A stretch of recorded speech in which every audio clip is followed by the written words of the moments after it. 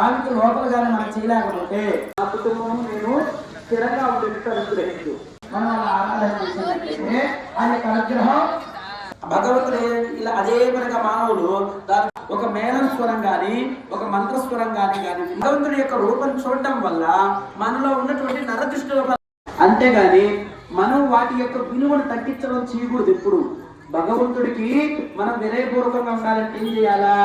గర్భాలయాల్లో ఎప్పుడు కూడా మనము అలాంటివి తీసుకోకూడదు. దేవుడు ఎలా ఉన్నాడో చిత్రకారుడు బొమ్మలు పెయింట్ వేసి బయటపెడతారు. సదాశివో దేవవంతః అనుగృహ్ణామః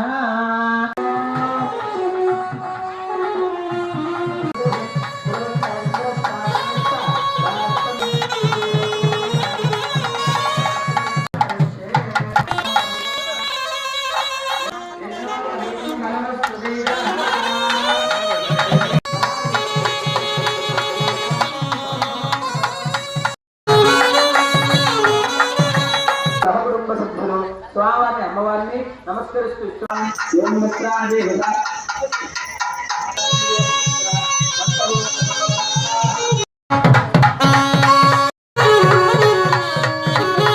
కనుక ఈయనను సంతోషపెడితే చాలా భగవంతుడు సంతోషపడిపోయినట్లే.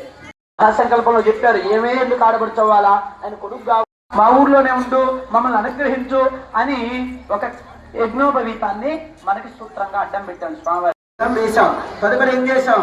వివాహంలో మనం పెళ్లిళ్ళకి వెళ్ళాలంటే ఎలా వెళ్తుంటాం, కానీ పరమేశ్వరుడు అట్లా వెళ్ళలేదు. ఆయన పెళ్లిని వాడు ఆయన గుణం అన్నిటికీ అధిపతి ఆయన, ఏ గుణం లేనటువంటి వాడు ఆయన. విచరణం కట్టుకోండి కానీ అదే గోత్రం అదే పేరు అని చెప్తాం అని చెప్పారు.